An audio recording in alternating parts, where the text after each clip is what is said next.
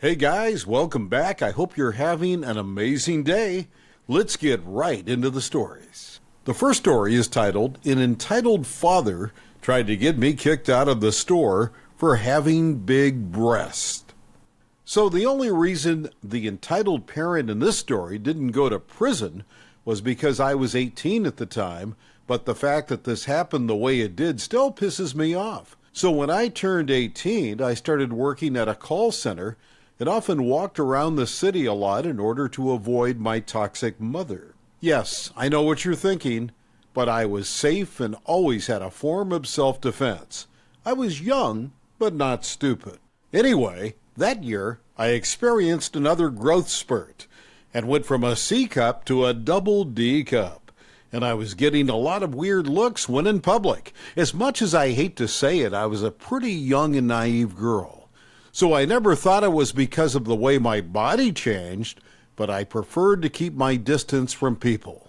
One day, I decided that I was going to go to Walmart so that I could pick up some yarn for a crochet project I wanted to work on while at work. We were allowed to crochet as long as we didn't avoid the calls that were automatically answered on our systems. While I was checking on the yarn, I noticed a kid who looked like he was 13 or 14 standing at the end of the aisle watching me. Thanks to my history of getting bullied and beaten up, I immediately grew cautious and started debating if I wanted to get my yarn here or go to the Hobby Lobby across the parking lot. Before I could make a decision, an adult man came up and started leading the son off. So I started to relax and think I was overreacting. That is, until the ED came back. ED, excuse me, but where did you get your implants? They look so real. Me, excuse me? I was really embarrassed and shocked, and I was already getting creepier vibes from this guy. ED, your implants. He waves his hands in front of my breasts and gets uncomfortably close to me. Where did you get them? Me, I was at a loss for words and didn't know if he was serious or just being a creep overall. At this moment, the kid came up and poked me in the right breast, and I instinctively smacked his hand away. Not caring that he was a kid, me, excuse me, but you really shouldn't do that, especially to a woman. It's not polite, and it's considered SA and SH. ED immediately got mad at me and started screaming at me to not touch his son. He said that it was my fault and that if I didn't want attention like this, then I should keep my fun bags put away. I was in tears and looking around for an escape, especially since the more the ED yelled at me, the closer he got to me. He started telling me that there was no way my breasts were real and that he needed to feel them to know for sure. He even told me that I needed to let the ES touch them so he could learn the difference between implants and real breasts. Remembering the fact that I had my pepper spray in my bag for any occasion where I needed to defend myself, I usually had a knife too. But that seemed a little extreme in the heat of the moment. I pulled the can of pepper spray and told them both to step back and get away from me. At this point, an employee turned the corner, having heard us yelling, and saw me holding the pepper spray. He freaked out and called for a manager before coming up and yelling at me, demanding to know what I was doing. Thanks to me being in tears, the ED was able to butt in and started lying to the employee that I was seducing his son and pulled my pepper spray out when the ED had tried to come to his son's rescue. The ES immediately started agreeing with the ED, and the employee was already saying that he was going to call the police while the ED demanded that me and my big breasts get kicked out of the store. Thankfully, at that second, one of my coworkers, a big burly guy who often gave me a ride at night after hearing that I took the taxi home at night because my mother refused to teach me to drive, rounded the corner, leading a manager right to the mess. The manager demanded that everyone shut up and calm down, and when we had, he turned to me and asked my side of the story. I told them how the ED insisted that I needed to let them feel my breasts to see if they were real, and how I had already explained I wasn't comfortable and didn't want their attention. The ED backtracked on his story and tried to defend himself, and EK saying it was all for educational purposes and lied that I had agreed beforehand. This is when my coworker got mad and pointed at the camera at the end of the aisle, reminding them that it would have caught everything. The ED and EK both went silent for a moment before making a break for the exit. The manager took off after them, yelling at them to stop, and my coworker berated the employee for threatening me the way he did. Of course, the ED and EK got away, but the employee was fired, and I never went back to that store by myself per my friend's request. Please, teach your sons to respect women, and don't harass women. Plenty of us are insecure about our bodies and don't want the attention our bodies attract, and we appreciate it if you don't make things worse for us. Also, never assume that a woman's body is fake or that you are entitled to touch it. The next story is titled, Mother-in-Law Stole My New Car, Almost Killed Someone, and Claimed It Was Me. Oh boy, where to start with this one? This is a story of determination, perseverance, and ultimately triumph.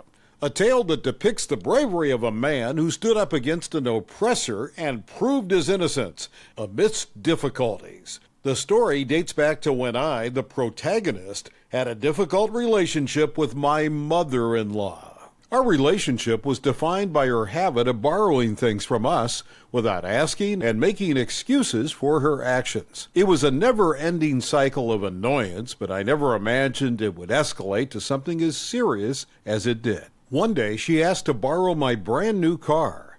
I love that car. It was a shiny piece of technology that I had worked hard to purchase and was incredibly proud of. I was torn between my love for the car and my need to maintain peace with my mother-in-law, but I reluctantly agreed. However, as the day passed by, my wife and I got increasingly worried as we couldn't get in touch with my mother-in-law. We tried calling her multiple times, but she wouldn't pick up the phone. Eventually, my wife managed to reach her and found out she had gone to visit a friend in another state and wouldn't be back for a week with my car in tow. I was beside myself with anger. I needed my car for work, and I couldn't afford to be without it for a week. I told her that I needed it back, but she responded with the usual, "It's important to share with family" line. I realized that I needed to take matters into my own hands and threatened to file a police report for theft if she didn't return my car the next day. To my surprise, she agreed, but what happened on the way back was beyond anything I could have imagined. It turned out that she had decided to drive through the night and drink a six-pack of beers, and of course she ended up hitting someone with my car. The person wasn't seriously hurt, but their friends took down my license plate number. Days later, the police showed up at my door and arrested me for hit and run. I was completely bewildered until they explained what had happened and where the incident had taken place. That's when I realized that it was my mother-in-law who had caused the accident, not me. I was faced with a difficult decision. I could either take the fall for her or fight back and get my revenge. I chose the latter and hired the best lawyer money could buy. I fought back with all the evidence I could find and didn't stop until I had proven my innocence and my mother-in-law's guilt. I used every resource at my disposal, every piece of evidence and every legal loophole to make sure that justice was served. The outcome was exactly what I had hoped for. My mother-in-law was arrested and I was cleared of all charges. The victory was sweet, and it felt like justice had finally been served. I had stood up to my mother-in-law and proved my innocence. The moral of the story? Don't mess with someone's brand new car, especially if that someone is OP. And if you do, be prepared to face the consequences, because OP will not back down. This is a tale of retribution, a story of how one man stood up against a tyrant and emerged victorious. And that, my friends, is a story of how OP got his revenge. But the story doesn't end here. The experience taught me to stand up for myself and not to let anyone push me around. It taught me to be assertive and not to back down in the face of adversity. The experience changed me for the better and made me a stronger person. From then on, I made sure to never let anyone treat me or my belongings with disrespect, and I always stood up for what was right. The victory over my mother-in-law was not just a win in the legal sense, but also a personal victory for me. It was a testament to my strength and determination, and a reminder that I am capable of overcoming any obstacle that comes my way. The story of OP will always be a reminder that when faced with injustice, we must fight back and never give up until we get what is rightfully ours.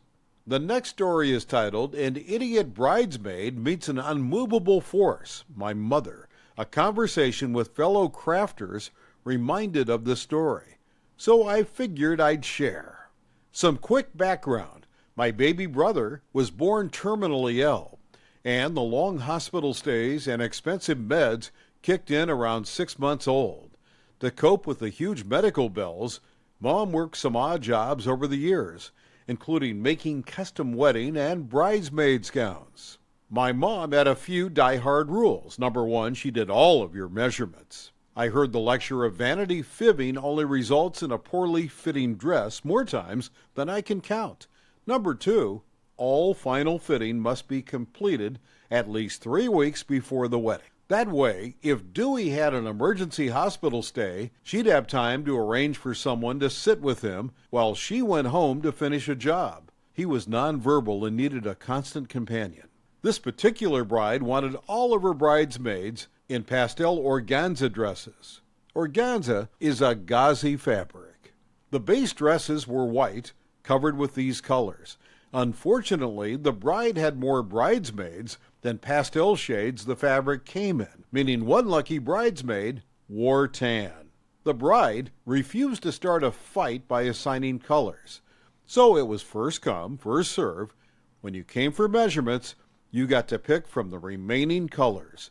One bridesmaid lived 3 hours away and flat out refused to come to town to be measured. She insisted that telling us that she was size 8 was good enough. Bridal sizes are very different and didn't cleanly convert, so that meant nothing.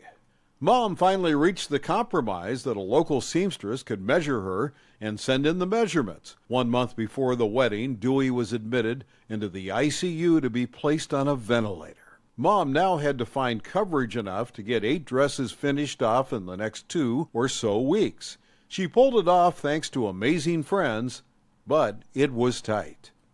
Dad was busy working overtime to pay the bills and dealing with us other 2 kids. Well, this idiot bridesmaid, BB from now on, still refused to have a final fitting more than 2 days before the wedding. She didn't want to waste a trip just because my mom was a horrible seamstress who didn't understand proper sizing. I was cleaning up seed pearls during that lovely conversation. My mom begged a friend to sit with Dewey for an entire day so she could do the fitting and adjustments all at once. BB was 2 hours late. When she arrived, she saw the hideous tan dress and began literally screaming about how it wasn't fair and my mom must have picked that color. She demanded that another bridesmaid return their dress and both dresses get swapped colors. It would have been 20+ hours of work, so Mom laughed and told her it was a big no. The bride arrived and told her friend the color was the only option left and she was sorry, but it was that or drop out of the wedding and pay for the dress anyway. BB finally agreed to put it on. Yeah, she'd lied about her size. When the zipper didn't go all the way up, Mom whipped out the measuring tape only to discover this idiot had shaved 1 to 2 inches off every measurement except height. Her defense was she wasn't going to let a jealous seamstress lie about her, so she fixed the numbers before passing them on. By this point, my mom was all but breathing fire. Her son's life hung in the balance, and this lunatic was making her life hell. My mom demanded double for the dress because she was going to have to add strips to the base white dress to make it big enough, then make a whole new overdress from organza. It was doubling the time and adding substantially to the fabric costs. BB fought over it, and my mom finally told her, "Fine, pay me the agreed upon amount and take your dress as is." Now the bride herself was bullying BB into just paying up. She finally agreed to it, and my mom told the bride to get BB out of her house. They could come back in 5 hours to get the dress. Thankfully, the redone dress was a perfect fit. BB paid the remaining balance and left after that. The day my brother died, my mom refused to ever make another wedding dress. She's only made one in the 21 years since as a favor to the friend who spent that ill-fated day with Dewey in the ICU while Mom fought with BB. The last story is titled, "He Lied to Me, So I Left His Number Everywhere." I'd been dating this guy I really liked for 3 months. I was happy and I thought things were going great. Eventually, I kind of just started feeling like he wasn't being honest with me, so I wanted to end things. Every time I would bring up my concerns, he assured me it was all in my head and I needed to relax.